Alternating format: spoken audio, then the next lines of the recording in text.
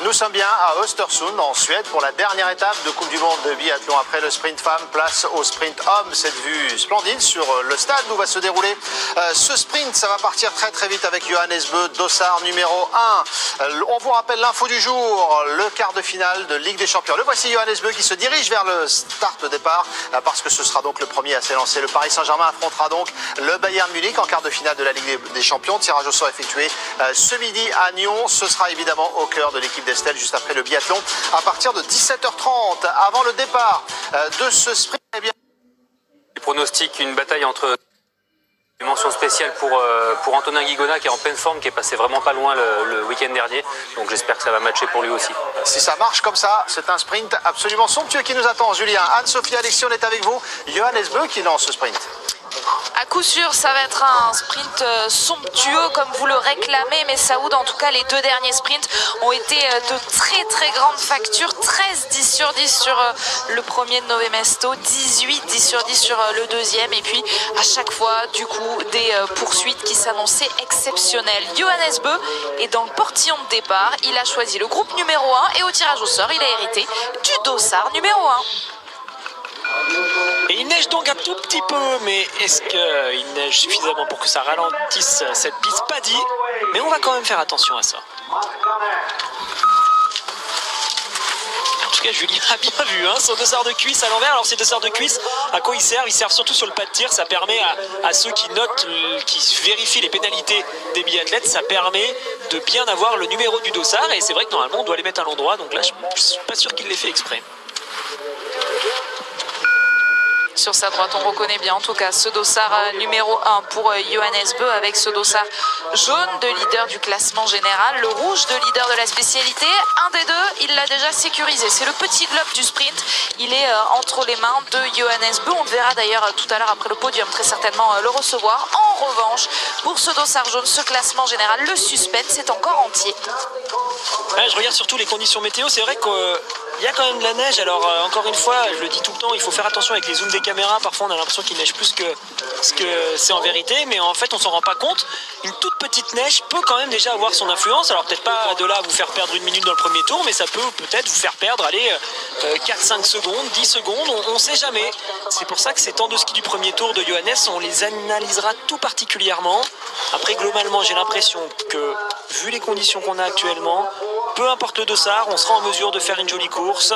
Le fond a l'air de tenir et cette neige est présente, mais pas non plus autant qu'on aurait pu l'imaginer. Et le dossard 5, vous l'avez remarqué, il a un dossard distinctif. C'est le dossard de Emilien Claude qui va partir dans 30 secondes maintenant après Lucas Hofer. Un dossard distinctif puisqu'il a été le meilleur jeune sur les championnats du monde junior.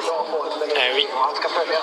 Un dossard à surveiller, un biathlète à surveiller pour l'avenir de la France. C'est sûr que ce sera intéressant. Ils sont 7 Français sur cette start list. Les favoris ont choisi le groupe numéro 2 et on suivra cette start list jusqu'à Éric Perrault, notamment 7e et dernier Français qui partira avec le dossard 93. On marque une pause tout de suite, comme ça on ne manquera rien de la suite de cette course. À tout de suite.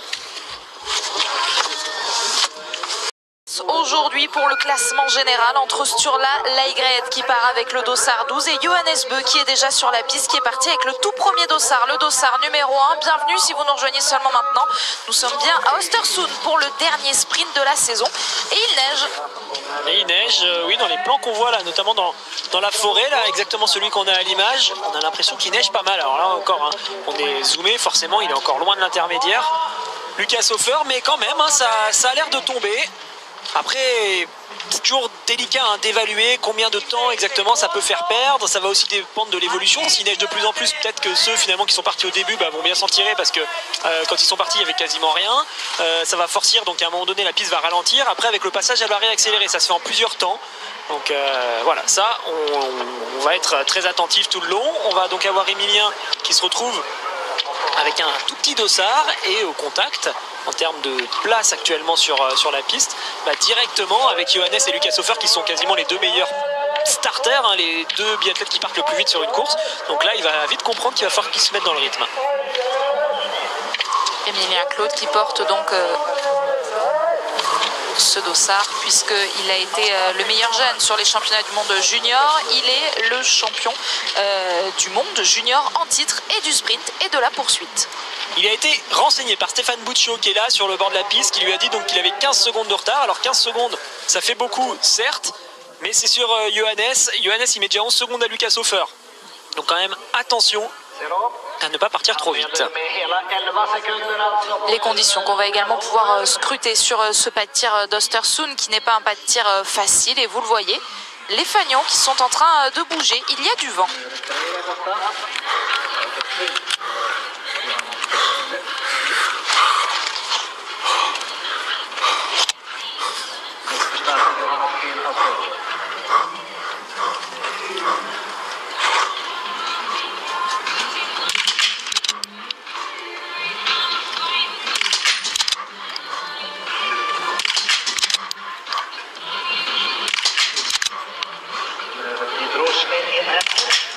Ouais. Une tendance basse globalement sur le tir de Johannes. Une dernière balle perdue en bas à droite. 2 tours de pénalité d'entrée. La porte est grande ouverte pour la Ygritte.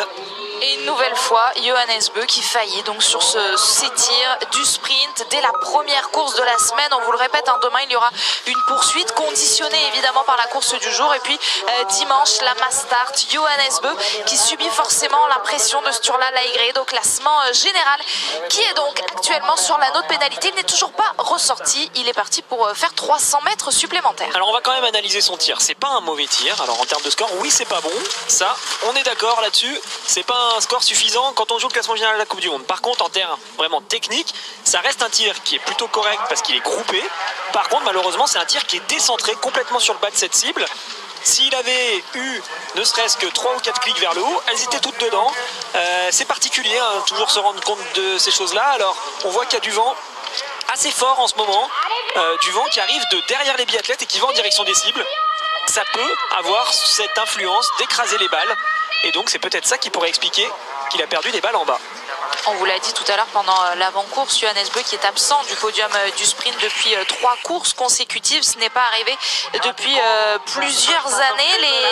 On est en train de regarder les autres fois où il a fait 2 erreurs dès le premier tir. Le coucher, c'est arrivé à Pokluka pour les championnats du monde. Il avait terminé 5e. Et c'est arrivé la semaine dernière aussi. 2 erreurs d'entrée. Il avait terminé 9e. Lui, il est dangereux et en plus, il réussit le plein. Lucas Hofer va pouvoir ressortir en tête. Oui, il va pouvoir ressortir avec pas mal d'avance sur tout le monde, notamment sur Johannes. Alors c'est vrai que Johannes, j'ai essayé d'expliquer son tir au moment où Emilien s'installe. Tout groupé en bas, ça peut être l'influence du vent, ça peut être des mauvais réglages, mais ça peut être aussi le fait qu'il parte quand même très vite. Il met 12 secondes à tout le monde dans le premier tour, surtout sur un Lucas Hofer qui est en forme en ce moment. Je trouve que c'est beaucoup quand même. Peut-être que Johannes s'enflamme dans le premier tour et ça a des conséquences sur le tir couché.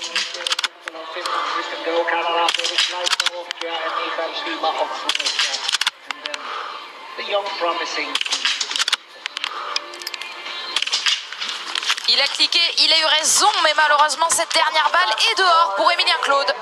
Vraiment dommage, il est en train de faire une superbe course pour l'instant. Il était dans les temps de Lucas Hofer tout simplement. S'il avait réussi à mettre cette dernière balle, il ressortait quand même comme l'Italien. Donc là il va aller perdre 25 secondes. Il ressortira. Donc environ à peu près 10 secondes de retard derrière Bocharnikov. Au moment du départ tout à l'heure de Dominique Windisch, on a entendu le speaker parler des bons souvenirs qu'il a ici en 2019. En mars 2019, on avait vécu les championnats du monde. Dominique Windisch y avait été sacré champion de la Mass Start et il vient de faire un 4 sur 5 pour débuter ce sprint. Cette Mass Start complètement folle où Antonin avait lui aussi obtenu de bons souvenirs. Allez, Eric Lesser qui se retrouve sans son copain de carrière. Pfeiffer, on en a beaucoup parlé, Pfeiffer qui a décidé d'arrêter. Et c'est toujours les anciens de cette équipe d'Allemagne qui font de la résistance et qui portent haut les couleurs du drapeau, car pour l'instant on a du mal à voir venir les jeunes. Et forcément, cette absence désormais de Pfeiffer peut avoir de grosses conséquences, notamment sur les relais. On suivra ça avec intérêt l'année prochaine.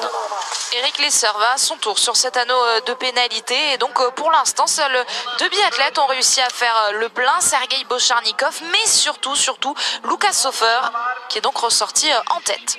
Lucas Hofer en tête. Emilien Claude est ressorti à 37 secondes. Il est juste derrière Johannes Bö, qui lui a fait donc ces 2 tours.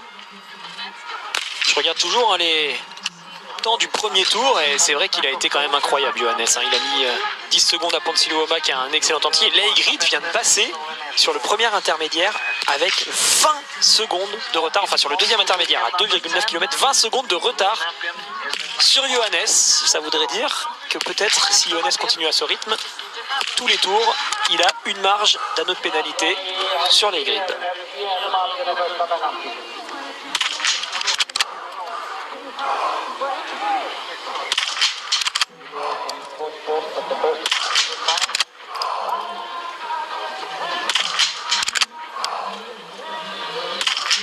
Le champion du monde en titre du sprint est à domicile et il commence parfaitement cette course avec un plein pour Martin Ponsiluoma. Ah, la dernière balle, je ne sais pas si c'est pas un cordon. On a entendu qu'elle était limite, ça a grincé des dents pour tout le monde, mais elle est dedans. Et oui, il va ressortir en tête, Ponsiluoma, dans le match avec Lucas Hofer.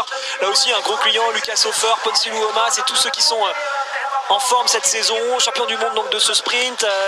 Il est toujours là sur ses temps de ski, pas de souci. Hein. Ponsiluoma avec un 10 sur 10, il jouera à coup sûr le podium. Il faudra compter avec lui, avec un 9 également, il peut rester dangereux. C'est d'ailleurs la même chose pour l'Italien. Et puis je serai très attentif encore une fois au deuxième tour sur la piste de Johannes Bö, qui s'est bien raté sur le pas de tir, mais par contre qui a l'air d'être encore une fois bien au-dessus du lot côté ski. Le dossard 27 est pour Sébastien Samuelsson. Pas de panique si vous ne voyez pas les Français partir avec les favoris, puisque Simon Détieux partira avec le 46, Quentin Fillon-Maillet le 53 et Emilien Jacquelin le 58. Sur la Leigrid et sur le pas de tir. 19 secondes de perdu face à Johannes Bö dans le premier tour. Par contre, il peut en récupérer, pourquoi pas 25 s'il va faire un tour de moins.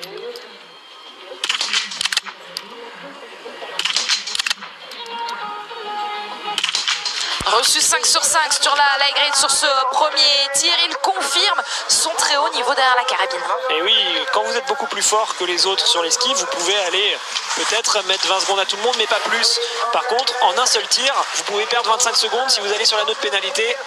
Et il l'a bien compris sur la Leigrid, il sait que lui, il est capable de faire des 10 sur 10, de faire des 5 sur 5 et donc de limiter la casse face à Johannes Bö qui se met la pression en devant s'arracher de plus belle dès qu'il retourne sur la piste.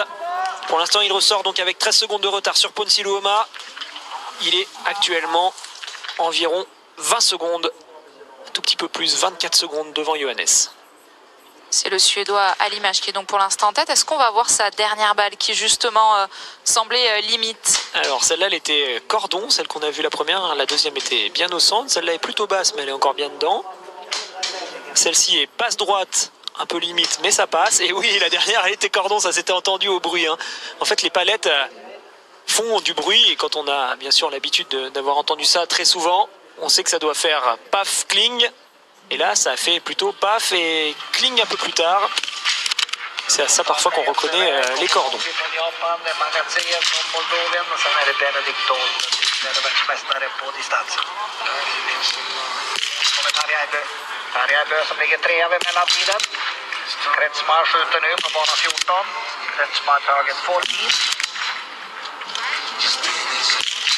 Michael Kretschmar, le vice-champion olympique du sprint, derrière Arne Pfeiffer d'ailleurs à Pyeongchang en 2018, s'en sort bien lui aussi. Un plein pour commencer cette course. Typique de ce genre de biathlète complètement outsider sur cette course, qui peut venir se mettre dans le top 5 ou sur le podium, pourquoi pas avec un 10 sur 10. Le vent est quand même bien présent. Sur le coucher, il est gérable, il arrive de derrière, donc ça a peu d'influence en latéral. Par contre, sur les debout, vous le verrez, je pense que ça va causer quelques ennuis à tous ces biathlètes. Attention, Johannes Kuhn est en train de tout perdre, peut-être même la poursuite. Il y aura 4 tours pour lui.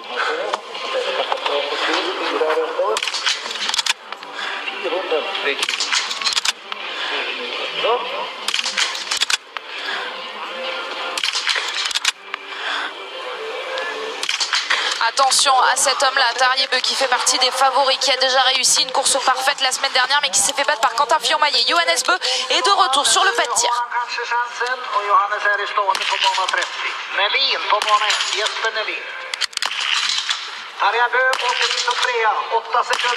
Cette fois ça passe, un scénario qui se répète. Johannes Bø, 8 sur 10. Il va rester dangereux, Johannes, avec un 8 sur 10 sur une piste difficile en fin de saison où il peut y avoir de gros écarts en ski. Il a bien réagi et c'est là où je le trouve quand même extrêmement fort. C'est que, ok, il part à la faute sur ses couchers. En plus, je l'ai dit, hein, c'est pas un mauvais tir, c'est juste un tir qui est décentré, donc ça lui fait 2 pénalités, ça coûte cher. Par contre, il arrive quand même à limiter énormément la casse en allant chercher un 5 sur 5 sur le debout. Quand on est comme ça dans une situation où mentalement c'est difficile, où on sait qu'on n'a pas le droit à l'erreur, franchement, il faut aller le chercher sans faute à ce moment-là. Il réussit à le faire. On verra ce que ça donne à la fin, mais on le sait, hein, Johannes, avec un 8 sur 10, il est capable de terminer dans les 10 ou dans les 5 premiers. On va voir ça assez vite. Et lui, par contre, il est capable, clairement, de jouer la victoire s'il termine avec une nouvelle fois un tir parfait, Lucas Hofer. Ah oui, quel signal envoyé tout de suite pour Lucas Hofer, quel message, quelle option mise sur le podium, mais plus que ça, vous avez raison Alexis, sur la victoire. Ah, c'est bien ce que fait Lucas Hofer, il confirme après son podium, il me semble, de la semaine dernière. Il est là, on le voit vraiment, j'en ai parlé pas mal au mois de janvier, je le sentais monter en puissance, je pensais le voir faire un podium assez vite, finalement il a fallu attendre un peu plus longtemps, mais c'est pas n'importe qui Lucas Hofer, il est sur le circuit depuis longtemps, il a souvent perdu la balle de trop ou les 2 balles de trop pour pouvoir vraiment être sur le podium. Là aujourd'hui, c'est différent, il aura donc un 10 sur 10 et Lucas Hofer a 10 sur 10, il va falloir le chercher. Logiquement, il est ressorti en tête du deuxième tir. On retrouve Sturla Laigret qui, lui, n'est toujours pas passé sur ce deuxième tir pour l'instant. Il est dans son deuxième tour. Cette piste de 3 km 300 à parcourir pour les garçons pour boucler un sprint de 2 km. Sturla Laigret qui passe à cette intermédiaire en 3e position. À 8 secondes de l'italien, on le sait, hein, l'italien donc est à 10 sur 10. Franchement aujourd'hui, je vois quand même pas beaucoup de monde capable de battre Lucas Hofer. Alors bien sûr, il y a Ponce Silva qui est en tête à la sortie du coucher, mais encore faut-il qu'il réussisse le tir parfait. Je trouve qu'il a mis une belle petite option sur le podium, l'italien. Les Français qui sont pas encore partis, hein, on parle pas beaucoup des Français, mais rassurez-vous, c'est juste qu'ils n'ont pas encore commencé dans cette course. On a bien sûr Emilien Claude qui lui est sur la piste avec le Dossard 5, mais pour les autres, il faut attendre donc le deuxième groupe. Un peu moins de 5 minutes pour voir Simon Détieux désormais partir. Il porte le 46, Quentin Fillon-Maillet le 53, Emilien Jacquelin le 58. Et puis Antonin Guigona, Fabien Claude et Eric Perrault seront plus tard dans cette course. Emilien Claude sur le pas de tir avec une erreur. Une erreur pour Emilien. L'objectif pour lui va être de se battre pour essayer d'être dans la poursuite. Il va pas falloir qu'il traîne aujourd'hui. On le voit quand ski est un tout petit peu moins bien. Nové Mesto par exemple, et je regarde en même temps ce qui se passe sur la piste dans le deuxième tour. Je constate que Ponce Silva est en train de perdre du temps face à Lucas Hofer. Il était ressorti devant lui du tir couché, mais il est désormais à 5 secondes de retard à l'intermédiaire des 6,2 km. Donc attention, le Suédois n'aura aucune marge d'erreur pour jouer face à l'Italien sur le deuxième tir. Félix Leitner qui avait créé la surprise sur la Mass-Start à Oberhof en signant le premier podium de sa carrière ressort dans des temps, ma foi, intéressants, hein, 15 secondes sur Martin Ponce Silva à la sortie du premier tir. Voilà, vous le voyez, ce classement à la sortie du coucher. Alors je regarde bien sûr en même temps toujours l'évolution de la course de Laigrid. Alors Laigrid il peut potentiellement récupérer ce dossard jaune face à Johannes Beu et aujourd'hui, mais pour ça, pas le choix, il faut qu'il fasse dans les 3 premiers. Et après, pour le reste, ça dépendra de la place finale de Johannes. Martin Ponce Silva est-il capable de lutter face à Lucas Hofer?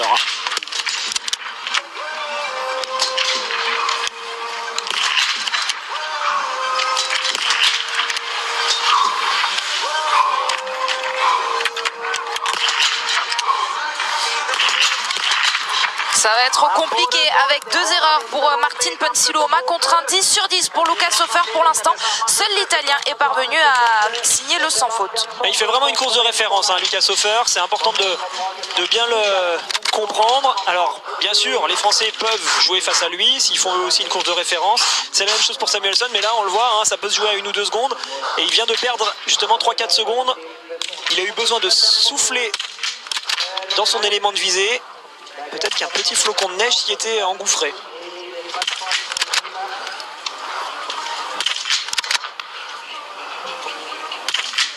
Ça ne l'a pas pour autant perturbé pour faire basculer ces 5 cibles. Alors est-ce que ces 2 secondes lui coûteront cher plus tard, peut-être dès maintenant, pour sortir en tête de ce premier tir sur la Laigrid et de retour pour le 10 sur 10. Och 4 sekunder efter. 4 seconds behind third place. Elle ne bouge toujours pas cette carabine et ça fait 10 sur 10. Qu'est-ce qu'il est fort, mais qu'est-ce qu'il est fort en tir, c'est absolument incroyable. Sa carabine ne bouge pas, alors vous l'avez vu, il a eu un problème au moment où il a réarmé avant d'enclencher sa toute dernière balle dans son canon. Ça l'a sorti de son tir, il a regardé ce qui se passait, mais derrière, pas de souci pour lui, hein.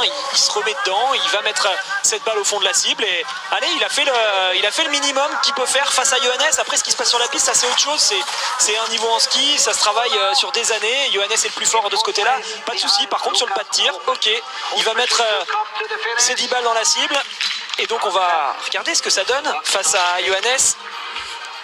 Il a 30 secondes d'avance, il me semble, sur Johannes à ce moment-là de la course. Un tout petit peu moins de 30 secondes, 25 secondes d'avance.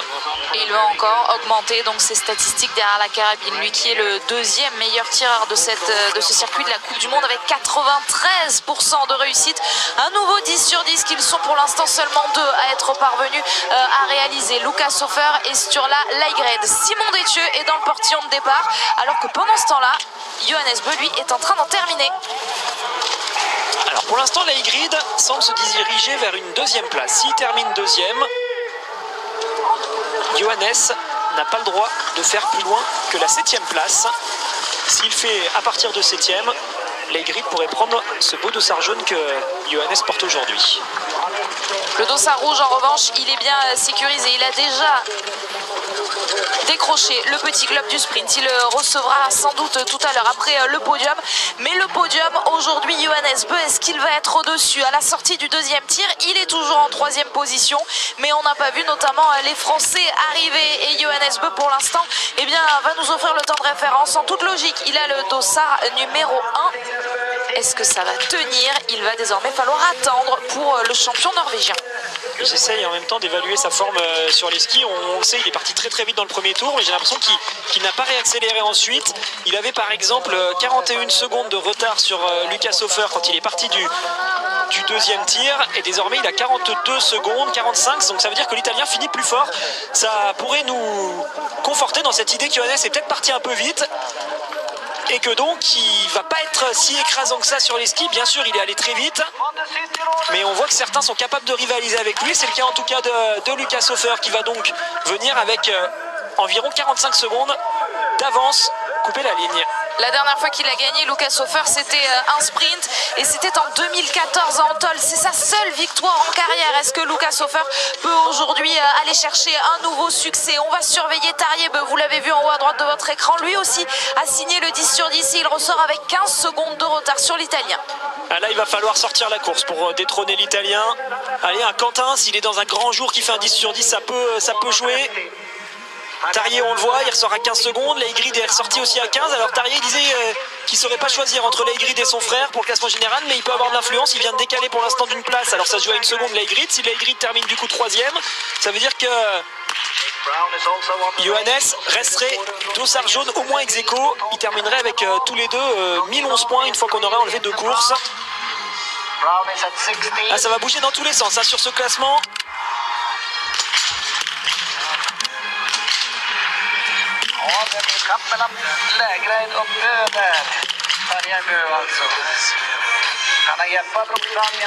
Allez, une première accalmie avec l'Américain à l'image Jake Brown qui est en train d'être en difficulté pour son tir, pour aller chercher le 10 sur 10. Ça y est, il accélère. Pendant ce temps-là, donc Lucas Hofer est passé en tête alors que Simon Détieux a pris le départ. On attend Quentin Fillon-Maillet dans 1 minute maintenant dans le portillon de départ. Dans la partie où ça va se délier et surtout où il va y avoir les Français qu'on va suivre avec intérêt, et ensuite en toute fin de course on aura pas mal de choses avec des petits jeunes à découvrir, notamment les frères Andersen pour la Norvège. Là ça va être super intéressant. Il y a 2 énormes talents qui vont courir sur cette fin de start list. Il y aura également Eric Perrault, vice-champion du monde sur les mondiaux juniors. Eric qui est tout jeune, qui fait ses débuts pour sa première Coupe du Monde, donc elle va valoir le coup jusqu'au bout cette course. Ponsiluoma ne pourra donc rien faire pour l'instant face à Hofer. Et il va arriver en 3e position, Martin Ponsiluoma à 1,07 de Lucas Hofer. On a suivi également le tir de Simon Eder qui réussit à signer un 10 sur 10. Les 2 frères Claude, vous l'avez vu, étaient dans l'air d'arrivée. Fabien Florent pardon, vient de terminer 10e, Emilien 11e, il est à 2,35 Emilien. Ça va être juste pour la poursuite, j'espère qu'il sera dans les 60 premiers, mais ça me paraît compliqué. Laigrid, deuxième à 31 secondes. 31 secondes de Lucas Hofer, une quinzaine de secondes de Johannes Bö, alors qu'il a fait le sans faute aujourd'hui sur la Laigrid. L'information en tout cas, c'est qu'il est devant celui contre lequel il se bat au classement général. Attention à Sébastien Samuelsson, il vient de réussir le 10 sur 10, ça s'emballe, il y en a de partout. Est-ce que pour autant il va ressortir en tête, Sébastien Samuelsson? Non, mais attention à ce biathlète-là, 5 secondes de retard sur Hofer. Il est là aussi dans le match, mais va-t-il être capable de résister face à l'Italien? Je le répète encore une fois, l'Italien qui m'a épaté dans le dernier tour, ultra rapide. Alors lui il est à domicile, il connaît parfaitement cette piste, bien sûr il sait la gérer, mais on est quand même en fin de saison, même si on connaît le parcours et qu'on a l'habitude d'y faire notamment ces séances intensives, il faut quand même à un moment donné qu'il reste de l'énergie. Mais ça pourrait peut-être jouer le podium s'il reste comme ça à 5 secondes de Lucas Hofer. Ça ferait donc reculer Laigrid. Si Laigrid termine 4e, il ne sera donc plus en mesure de potentiellement venir récupérer le dossard jaune à Johannes pour l'instant, mais il va quand même se replacer s'il reste devant Johannes. Donc on a actuellement dans le dernier tour une belle bataille entre Samuelsson et Tarjei Bø. Tarjei, voilà, qu'on retrouve, qui va passer sur le tout dernier intermédiaire avant la ligne d'arrivée et qui joue actuellement la deuxième place, qui fait toujours reculer Laigrid. Laigrid a bien craqué dans le dernier tour. Tarjei Bø pour aller chercher une nouvelle fois un podium, c'est cruel quand même pour Tarjei Bø qui fait quand même de très belles courses, mais la semaine dernière battu par plus fort que lui avec Quentin Fillon-Maillet et cette fois battu par Lucas Hofer très certainement. Simon Détieux, le premier tricolore, le deuxième après Émilien Claude.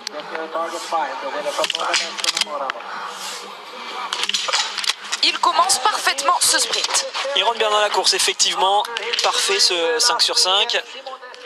Alors qu'on va retrouver tout de suite cette arrivée donc de Tarjei qui va passer devant Laigrid. Je le disais, il a perdu pas mal de temps dans le dernier tour. Laigrid, il a perdu 16,8 secondes sur Lucas Hofer. C'est beaucoup quand même à ce niveau-là, 16 secondes de perdu dans un tour. Allez, Tarjei pour la deuxième place. Pour passer devant sur la Laigrid et pour donc sortir son petit frère Johannes Bø de ce podium. Johannes Bø est 4e et Tarjei Bø est sans surprise 2e à 14 secondes de Lucas Hofer. Un mot également sur Simon Détieux, donc qu'on n'a pas vu à la sortie de son tir. Il est ressorti 4e à 5 secondes de Martin Ponsiluoma, le Suédois qui était en tête après le premier tir. Je parlais des temps du dernier tour. C'est Tarjei qui vient de prendre le tout meilleur temps de ce dernier tour. Alors c'est vrai que je l'évoque beaucoup, mais c'est vraiment un tour de référence pour nous qui analysons le biathlon. Ça montre ceux qui sont encore en forme sur une fin de saison. Celui qui est dans le dur, il a du mal à terminer, alors que celui qui est encore bien solide musculairement, il a un excellent temps dans le dernier tour. Ça se confirme donc pour Hofer, pour Johannes Bø, pour Tarjei Bø, Benedikt Doll pour essayer d'aller prendre une place d'honneur, mais on le voit, il a déjà beaucoup de retard et en plus il va reprendre 2 pénalités, ça fera beaucoup. Pour le 4e sprint consécutif, Johannes Bø ne sera donc pas sur le podium. C'est l'information aujourd'hui. L'autre information du jour, c'est du foot. C'est le PSG qui affrontera le Bayern en quart de finale de la Ligue des Champions. C'est le résultat du tirage au sort que évidemment Estelle Denier et tous ses chroniqueurs débriefent dans l'équipe d'Estelle. Ils seront sur la chaîne L'équipe à partir de 17h30, juste après ce sprint, ce tout dernier sprint de la saison de biathlon. Alors, qui va arriver sur ce pas de tir? Justement, pour l'instant, Loginov pour la Russie. Et puis bien sûr, on va commencer à commenter et à guetter très sérieusement les Français. On vous le rappelle, Simon Détieux est pour l'instant 4e à la sortie du tir couché, avec un beau 5 sur 5, il est complètement dans le match face à Samuelsson. D'ailleurs Samuelsson il est en train de se battre dans le dernier tour pour essayer de remonter sur le podium. Il ferait donc sortir Laigrid de ce podium. Loginov, 40 secondes de retard, même s'il fait un 5 sur 5, ça fait beaucoup.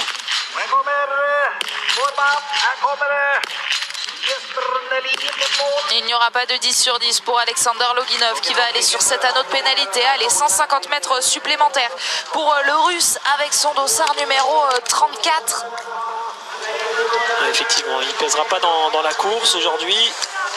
Il va se battre pour essayer de terminer dans le top 30, je pense, à peu près. Il sera autour de la minute 15 de retard lorsqu'il coupera la ligne d'arrivée. J'attends toujours les temps de passage de Samuelsson dans le dernier tour. Ça y est, il est là, vous le voyez, combinaison jaune, là derrière Johannes Dalle. Pour lui, c'est une bonne référence, le dossard 42. Et il est là, toujours au contact, ça va se jouer à rien du tout face à l'Italien. Allez, il faudrait passer, relancer pour essayer d'aller les chercher ces 4 secondes. On a vu tout à l'heure ce qui manquait à Thierry Lekov, c'était également infime et elle a fait un très gros dernier tour, même de très gros derniers mètres. Est-ce que Samuelsson va y parvenir? Avant cela, Quentin Fillon-Maillet.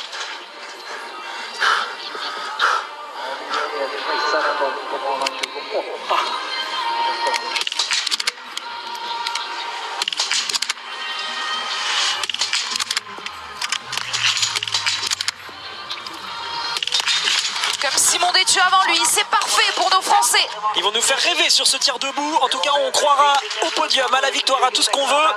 Mais ils sont dans le coup à la sortie de se coucher, clairement. Donc Simon était 4e jusque-là. Quentin va peut-être passer juste devant. Oui, Quentin vient de passer 2e derrière Ponsiloma à ce moment-là. Donc ça veut dire que si on tient compte du fait que Ponsiloma, lui, a complètement fauté sur son debout, pour l'instant, Quentin est en tête. Maintenant, pour résister face à Hofer, il faudra aller chercher le même score que l'Italien, c'est-à-dire un 5 sur 5 sur le debout.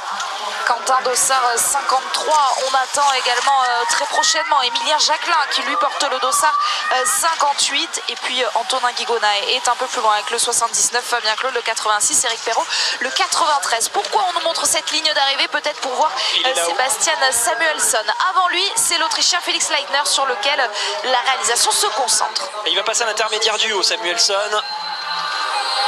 Il est à 4 secondes de Lucas Hofer.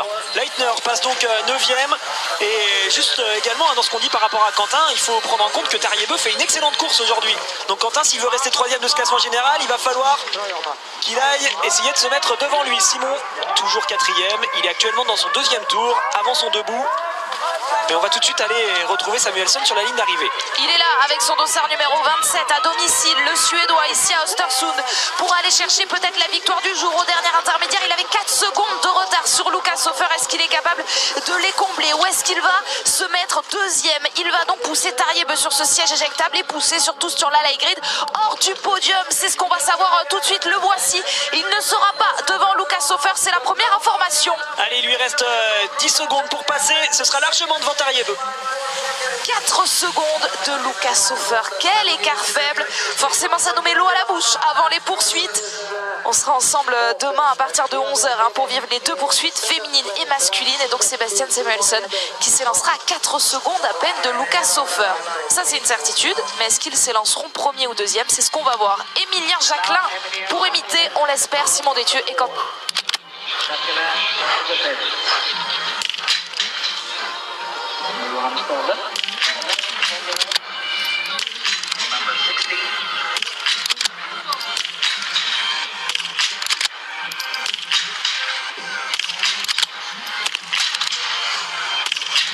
Et il suffisait de demander, le voici, le plein, le 3e plein après Simon, après Quentin, voici Emilien.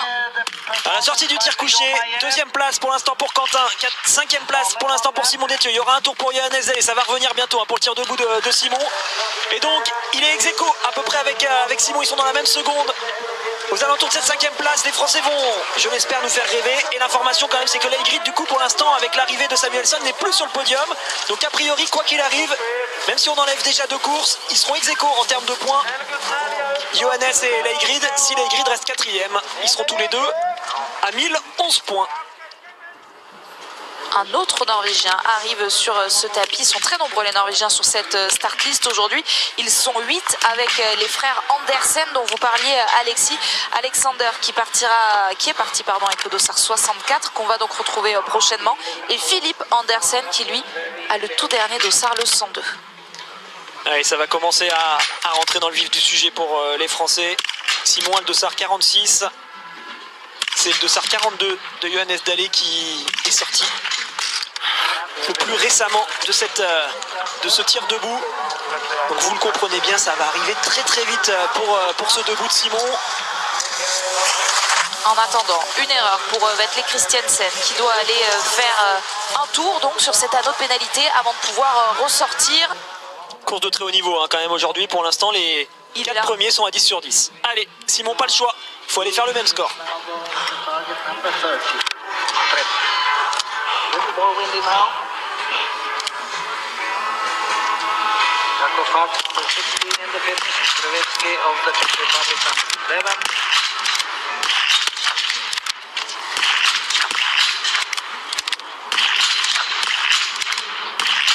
Bravo. Dernier sprint de la saison et ça fait 10 sur 10 pour Simon Détieux. Génial, génial Simon. Allez Quentin, on va vivre la même chose. Vous le voyez pour l'instant, il est toujours bien placé. Alors, on se posait la question tout à l'heure des groupes de départ. On a l'impression qu'il neige de plus en plus et si c'est le cas, ça pourrait malheureusement plutôt être en défaveur des Français car il va neiger de plus en plus, les flocons sont de plus en plus gros, même s'il y a pas mal de biathlètes actuellement sur la piste, ça peut quand même avoir son incidence. C'est peut-être ça qui pourrait expliquer que Simon a perdu pas mal de temps dans le deuxième tour, mais on le sait, il est capable de lutter dans un tout dernier tour. Il est à 16 secondes, il est très exactement actuellement à 2 secondes de la 3e place de Tariebo, Simon.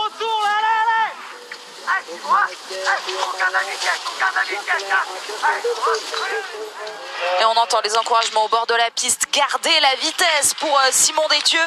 Alors qu'on retrouve le premier des deux garçons dont on vous parlait, Alexander Andersen.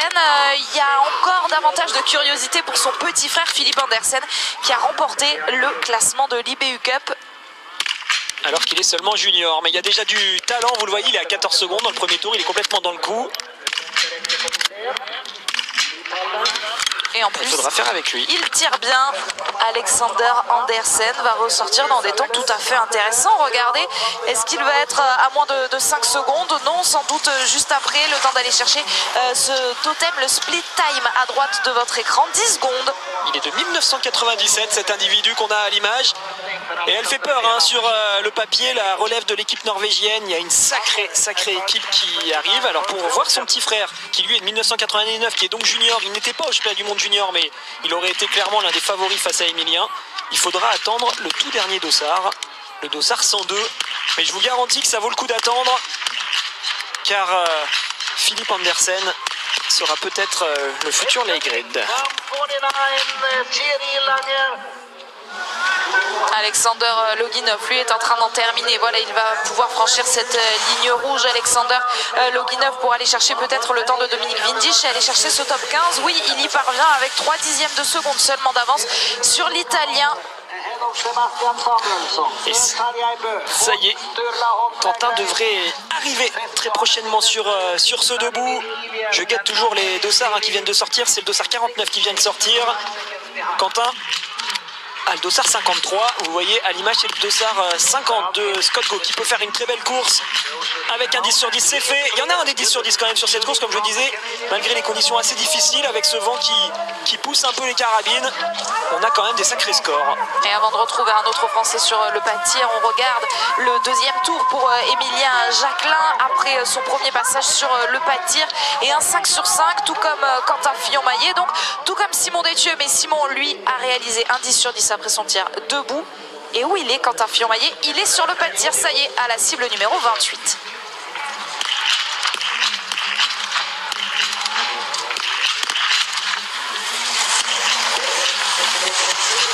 Il n'y aura pas de 10 sur 10, mais un très beau 9 sur 10 aujourd'hui pour Quentin Fillon-Maillet. Il va falloir se dépêcher d'aller faire ce tour de pénalité. Il peut encore se placer dans le top 10, je pense, Quentin, voire même mieux. On regardera ça et j'attends également les temps de passage de Simon Détieux qui se bat pour la 3e place à quelques secondes près face à Tariebo. Tariebo est toujours 3e à 14 secondes sur la ligne d'arrivée. Il y a une toute petite place pour se mettre entre Samuelsson et Tariebo. Ce serait beau que Simon réussisse à la récupérer. Il n'est pas encore passé à l'intermédiaire des 8,8 km. Dès que ça arrive, je vous l'annonce bien sûr. Johannes Beu sur la ligne d'arrivée, toujours 5e. Leigrid toujours 4e. Et lui, toujours bien premier. Quentin Fillon-Maillet ressort du deuxième tir en 6e position. Là, on va être attentif à ces phénomènes là au niveau de la neige. C'est vrai qu'on avait joué le fait qu'il neige pas mal au début. Finalement, il n'a pas neigé au début. Mais s'il neige beaucoup maintenant, comme je disais tout à l'heure, ça peut avoir sa petite influence. Ça y est, Simon, je le vois au loin sur une caméra périphérique qui n'est pas encore choisie par le réalisateur, mais ça arrivera peut-être dans quelques instants. Il va arriver dans très peu de temps sur l'intermédiaire des 8,8 km. Cet intermédiaire qui se trouve au sommet de la grosse difficulté, de la grosse montée de cette piste de 3,3 km. Alors qu'à l'instant, Fabien Claude vient de prendre le départ, le 6e français de cette start list. Avant lui, Antonin Guigona sur la piste. Là, c'est Simon Détieux que l'on voit à l'intermédiaire dont vous nous parliez. Il est à 19 secondes, c'est-à-dire qu'il est 9 secondes derrière Tariebo. Tariebo est en 3e. Voilà, l'objectif pour lui, c'est d'aller chercher ces 9 secondes. Ça paraît compliqué quand même. Le Norvégien, je vais aller vérifier ça. Le Norvégien Tariebo a deuxième temps du dernier tour. Ex-aequo quasiment avec Samuelsson, le Suédois qui est allé très vite. Donc c'est pour vous dire un petit peu ce qu'il faudrait réussir comme exploit pour Simon. Johannes Dalle, 8 sur 10, va quand même aller faire une belle performance, mais on sent que cette fin de saison est un peu difficile pour lui.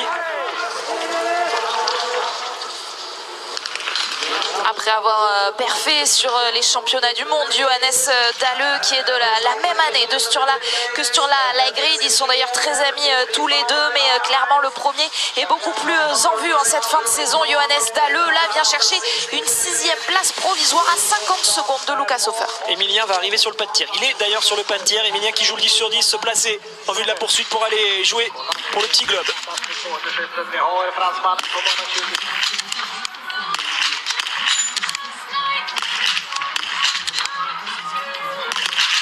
Oh non!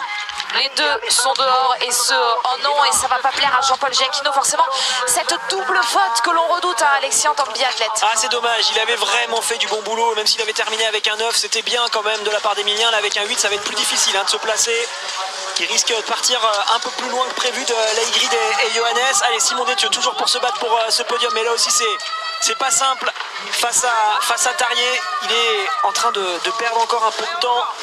Il est désormais limite devant Leigrid. Ça va pas jouer clairement pour le podium malheureusement, car Tarrier-Beu a repris de l'avance à cet endroit là. Par contre Leigrid devient menaçant. Allez, Simon ne doit surtout pas se relâcher, tenir dans les tout derniers mètres. Et en même temps je vais vous parler quand même de la sortie du deuxième tir de Quentin Fillon-Maillet qui est sorti à rien du tout. Il peut aussi jouer le podium s'il skitte très vite dans le dernier tour. Quentin. Simon Détieux va avoir du mal à le jouer ce podium, vous l'aurez compris. Regardez les secondes qui sont en train de s'égrener là, et ce chrono aller chercher plus 14.4 pour être sur le podium. Ce chrono de Tarrier-Beu, il sera trop loin pour lui. Est-ce que celui de Sturla Leigrid sera trop loin pour Simon Détieux, ou est-ce qu'il va pousser le Norvégien pour aller chercher cette 4e place? C'est ce qu'il parvient à faire. Simon Détieux est 4e provisoire. Ah, une belle 4e place, un 10 sur 10, placé pour la poursuite. Voilà, il faudra faire l'analyse sur les choix de départ. Est-ce qu'il a neigé plus ou moins que prévu? Ça, ce sera des petits détails à voir. En tout cas, Simon peut quand même être fier de sa course qui est très belle. Simon a le 11e temps de ski à 29 secondes. Je vais aller regarder justement un peu tous ces temps. 6e temps du dernier tour pour lui. Et on attend Quentin. Quentin, il est vraiment dans le coup. Il est ressorti hyper vite de l'anneau de pénalité. Et on le verra certainement franchir l'intermédiaire des 8,8 km qui se trouvent au sommet de la montée. Vetle Christiansen qui va ressortir de ce pas de tir sans avoir à passer sur l'anneau de pénalité, alors que dans le même temps, Éric Perrault, 7e et dernier français engagé aujourd'hui, a pris le départ de sa toute première course en Coupe du Monde. De plus en plus gros. Et en fin de course, ça peut vraiment faire la différence sur les conditions de glisse. Quentin vient de passer 6e, il est à rien du tout de Leigrid.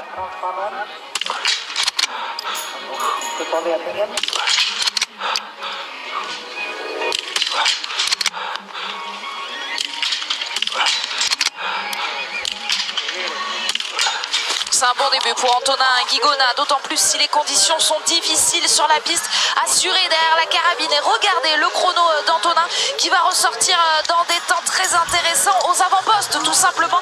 Antonin Guigona avec ses 10 secondes, peut-être un peu plus, non c'est ça, 10 secondes, il est ressorti 8e du premier tir. Allez chercher la belle course, se placer quoi qu'il arrive pour la poursuite, c'est ça l'objectif. Alors il reste Andersen à regarder.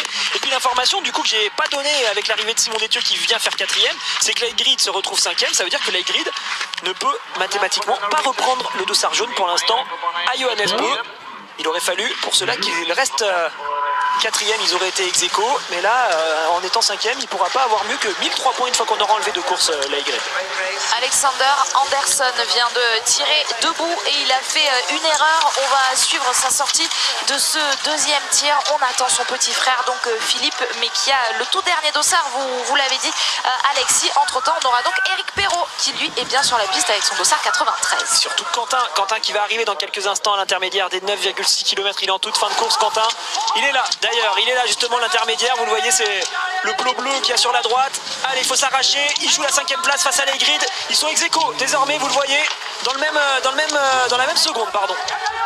3 dixièmes à peine effectivement entre Quentin Fillon-Maillet et Sturla Leigrid. Là, ça c'est à l'intermédiaire, qu'il y a cet écart. Quel intermédiaire, quel écart va-t-il y avoir sur la ligne d'arrivée? Eh bien, on va le savoir dans quelques secondes maintenant. Quentin Fillon-Maillet est en train d'en terminer. Il fait une sacrée perf, hein. Il est à 9 sur 10, Quentin. Faut pas l'oublier, tous les autres là au milieu, ils sont à 10 sur 10 pour l'instant sur la ligne d'arrivée. On a les 5 premiers qui sont à 10 sur 10. Et Quentin va peut-être bien rentrer dans ce top 5 avec un 9. Ça voudrait dire qu'il a fait un super coup sur la piste. Quentin Fillon-Maillet dans les sapinettes pour aller chercher cette ligne d'arrivée. Quentin Fillon-Maillet pour aller chercher la 5e place sur la Y. Oui, il sera devant. Quentin Fillon-Maillet est 5e, juste derrière Simon Détieux. 5e temps de ski à 8 secondes. Il fait encore reculer d'un cran Leigrid, qui finalement va pas faire une très bonne opération pour le classement général face à Johannes. C'est vrai, quand on a vu les 2 tours de Johannes au début, on s'est dit que c'était catastrophique pour lui, mais Johannes, il est toujours la place derrière Leigrid, hein. Pourtant il y a un trou de 15 secondes entre les deux, mais personne vient s'y mettre, personne a envie de prendre cette responsabilité, on dirait, de venir départager Leigrid et Johannes, qui sont toujours 6e et 7e, et donc nos Français sont actuellement 4e et 5e.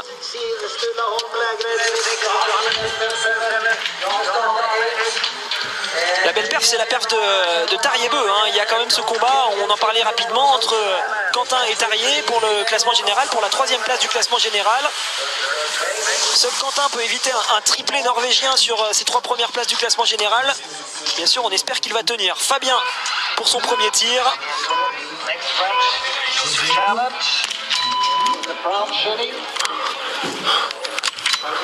Il est dans le coup, hein, sur les skis, vous le voyez, à 8 secondes.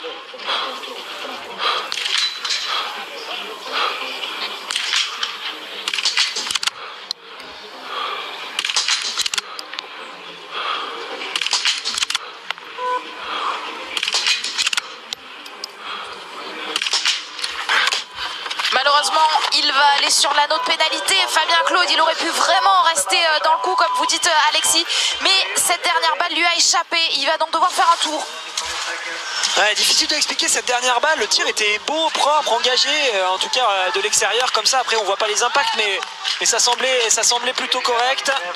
Et malheureusement, il va rater cette dernière balle. Là, ça change tout. On passe une position où on joue clairement le podium et on aurait pu le jouer sur le debout. Tout d'un coup, on se prend 25 secondes dans les dents, entre guillemets. Éric Perrault vient de passer au tout premier intermédiaire avec le 74e temps à 28 secondes. Pour lui, là, c'est vraiment phase découverte. Et même pour Éric, c'est avant tout récompense de ses beaux championnats du monde réussis avec une belle médaille d'argent. On l'invite sur cette course, mais bien sûr, on n'attend pas des choses extraordinaires de sa part. On lui permet surtout de découvrir ce circuit qu'on lui souhaite. Il réussira certainement beaucoup mieux plus tard. Un nouveau 10 sur 10 avec Garanichev à l'image, mais vous le voyez, il ressort loin. Celui qu'on retrouve, c'est Martin Jäger, le champion d'Europe en titre de ce sprint. Le Suisse réalise un bon tir pour débuter ce sprint. Et il reste encore pas mal de biathlètes intéressants. Je vous le disais, hein, notamment le tout dernier dossard, moi qui m'intéresse tout particulièrement. Philippe Andersen, le Norvégien. Encore un. Et bon, c'est comme ça, il faudra faire avec. Alors Antonin donc était ressorti 9e de ce tir couché. Et on se retrouve avec Emilien qui lui était ressorti 19e du tir debout. Malheureusement, c'est 2 erreurs qui coûtent cher à Émilien Jacquelin. 2 erreurs sur les 2 dernières cibles de ce tir debout. Émilien Jacquelin qui se bat évidemment pour bien se placer pour la poursuite sur laquelle il jouera le petit globe de la spécialité. Il est pour l'instant idéalement placé pour y parvenir. Mais Émilien Jacquelin compromet ses chances de bien figurer avec une 21e place provisoire à l'arrivée de ce sprint. Et ça va être difficile pour Emilien, forcément. On verra ce que ça donne en termes de place. En tout cas, en termes de retard sur la ligne d'arrivée, on est donc fixé 1,22 de retard pour Emilien. Si on va chercher les chronos de Leigrid et Johannes, ça fait environ 1 minute de retard sur le premier cité. Christiansen qui va venir faire une course très correcte. Attention à lui sur la poursuite. C'est le genre de biathlète qui peut faire un coup, surtout s'il y a du vent. On suivra ça plus tard. Est-ce qu'il va réussir à se glisser dans ce top 10? Non, le top 11 donc avec le temps de Simon Eder, 1.04. Oui, il est devant Simon Eder qui est à 1.05, pardon. Christiansen, 1.04.5. Vetley Christiansen, 11e, donc juste derrière Roman Ries. Alors ils sont plusieurs qu'on doit surveiller avant le tir debout. Et on en a justement un à l'image. Vous voyez, il va passer à 5 km, donc il est à peu près à la moitié de la course. Il est très bien placé à la sortie du tir couché. Il est actuellement 7e. Je parlais d'Antonin qui est actuellement 9e. C'est les deux qu'on va suivre pour l'instant. C'est les deux qui pourraient, pourquoi pas, s'inviter dans le top 5 avec un 10 sur 10. Antonin Aldossard 79. Et Navrat, vous le voyez à l'image, il a Aldossard 83. Donc à 1 minute d'intervalle, on sera fixé pour le résultat de ces deux-là. On attend...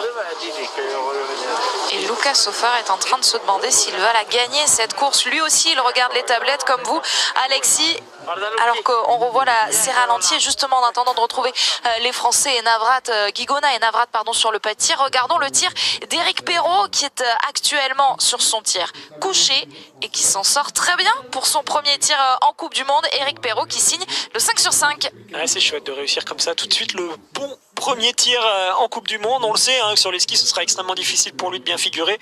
Le niveau est extrêmement dense et extrêmement élevé sur cette Coupe du Monde. Par contre voilà, au moins sur le pas de tir, il a les armes pour aller chercher le score parfait. Antonin lui peut vraiment jouer la belle place, le top 10 pourquoi pas, même mieux. Allez.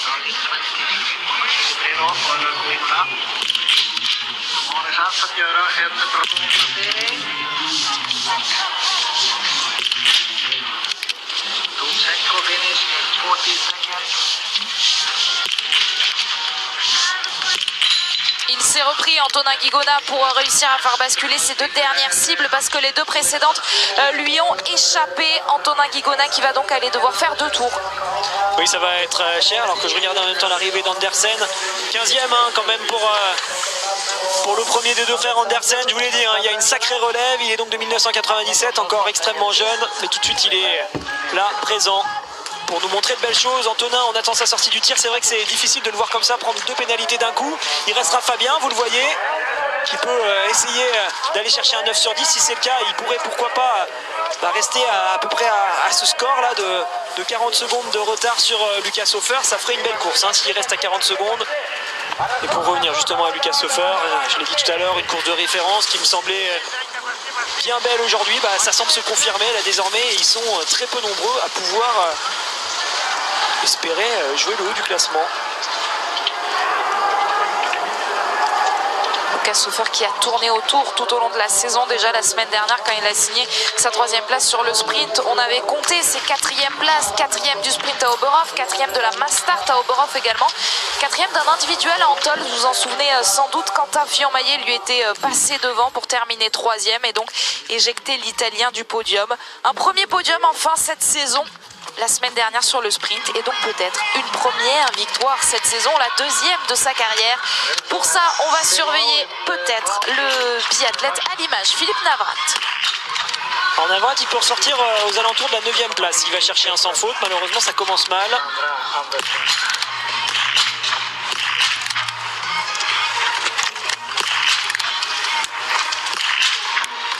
Ça commence mal et ça termine mal malheureusement pour l'Allemand. Et au milieu, il y en a une autre qui est dehors, 7 sur 10 donc aujourd'hui. Il y en a un qui est en train de faire une sacrée course et qui a même terminé, qui a fait une sacrée course. C'est vrai que je n'ai pas beaucoup parlé de lui, c'est Langer pour la Belgique, qui est pour l'instant 14e. C'est un résultat à signaler, entraîné par Jean-Guillaume Béatrix. C'est une performance qui va faire date, je pense quand même, pour lui. Alors, qu'est-ce qui nous reste désormais sur cette fin de course hein? Lucas Hofer, Samuelsson, Tariebeu. Très honnêtement, il y a peu de chances que ça change, sauf si on est surpris par Philippe Andersen. Il vient de passer justement au tout premier intermédiaire Andersen. Il est passé 37e à 19 secondes. Ça va pas être facile hein, pour lui de rivaliser, mais ça va quand même être intéressant de suivre sa course. Garanichev qui se bat pour essayer de rester dans le top 10, mais il en est sorti désormais, il est 11e. Les Davai qu'on entend tout au bord de cette piste. Garanichev pour terminer premier russe. Le premier pour l'instant, c'est Matvei Eliseev qui a terminé 20e. Me semble-t-il, parce que j'essaie de trouver Alexander Loginov, mais le russe semble être plus loin. Alors 25e Alexander Loginov. Eric Perrault était ressorti 36e du premier tir. Il sacré Lucas Hofer quand même là. On est aussi avec un biathlète d'expérience quand même. Lucas Hofer, il est sur le circuit depuis un bon petit moment. Tenez, à l'image on l'a. Philippe Anderson, alors qu'on va regarder quand même le résultat de Garanichev qui va faire une belle course. 11e place. On surveillera pour la poursuite. Malheureusement, c'était dur dans le premier tour pour Philippe Andersen. Il y aura un tour de pénalité. Et Fabien est en train de tirer debout pour aller chercher un 9 sur 10.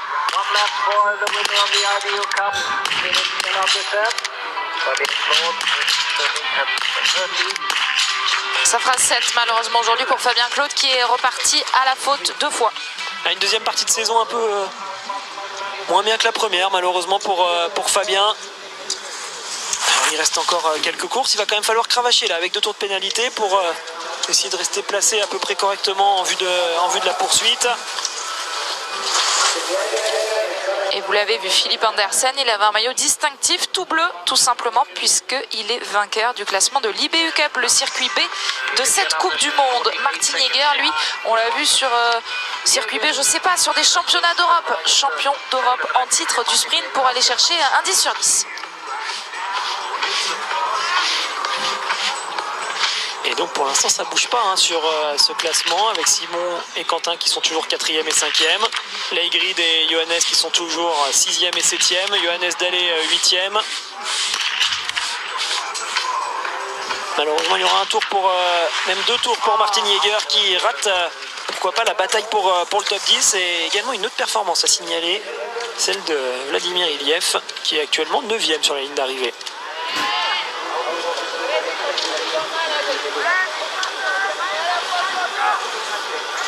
Le Bulgare qui signe très certainement sa meilleure performance cette saison. Il avait terminé 12e de l'individuel des championnats du monde. En tout cas, ce qui est intéressant, clairement, c'est que Johannes n'a pas le meilleur temps de ski. Aujourd'hui, il a même le 4e temps de ski, Johannes Bö. Samuelsson a donc le meilleur temps devant Lucas Hofer. Johannes Dalé, 3e temps de ski. Johannes Bö, 4e temps de ski, je viens de le dire. Quentin, 5e temps de ski, 3 secondes derrière celui de Johannes. Alors, il est à 5 secondes, il est quand même dans les tout meilleurs. Johannes Bö, par contre, ça reflète quand même, ça fait ressortir les questions qu'on se posait tout à l'heure. Et je pense qu'il est parti trop vite. Il colle presque 10 secondes à tout le monde dans un premier tour. Et au final, on se rend compte qu'il n'a pas le meilleur temps de ski. Il y a peut-être quelque chose à voir. Après, j'ai pas de conseil à lui donner. Il est bien meilleur que moi, Johannes. Mais c'est vrai qu'on peut se poser des questions sur ce premier tour où il va si vite. Derrière, il perd des balles sur le coucher. Et ensuite, il n'est plus en mesure de réaccélérer. Peut-être que c'est un des éléments qu'ils travailleront en vue de l'année prochaine pour lui. Pour essayer de trouver des points où il peut encore progresser, même si on sait qu'il est déjà extraordinaire. Et d'ici la saison prochaine, il y aura 2 courses. Les poursuites demain, on sera ensemble à partir de 11h. Puis les mass start dimanche à midi. Et toujours cette bataille donc pour le gros globe qui ne s'est pas décidé sur ce sprint. À mon avis, ça va se décider sur la toute dernière course, sur la mass start dimanche. Soyez bien là, dès midi, on va vivre une course sensationnelle. Tommaso Giacomel à l'image l'Italien pour aller chercher le 9 sur 10. C'est un autre Italien qui est très en vue aujourd'hui et il commence à avoir le sourire derrière son masque. Vous l'avez vu sur le plan précédent. Lucas Hofer attend le dénouement de cette course. Oui, et on réactualisera bien sûr tous ces points au fur et à mesure pour le classement général. En tout cas, si ça reste comme ça, Leigrid qui serait 6e, Leigrid aujourd'hui en faisant 6e, il terminera la course une fois qu'on aura enlevé les 2 courses, il terminera à 1001 points. Johannes, lui, s'il reste 7e, il terminera la course avec 1016 points. Voilà le classement une fois qu'on aura enlevé 2 courses, alors qu'on retrouve Eric Perrault pour s'en tirer debout.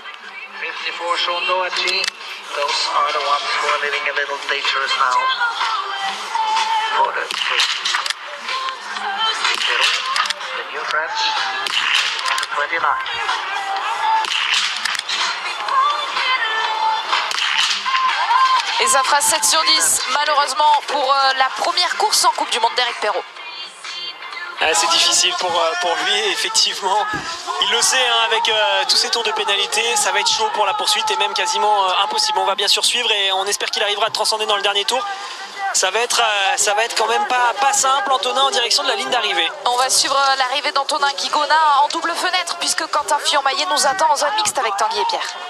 Mais il fait 2 fautes. Ouais, avec Quentin pour l'instant sur la cérémonie des fleurs, Quentin évidemment vous espérez mieux, mais avec un 9 sur 10 vous êtes finalement le premier du reste du monde.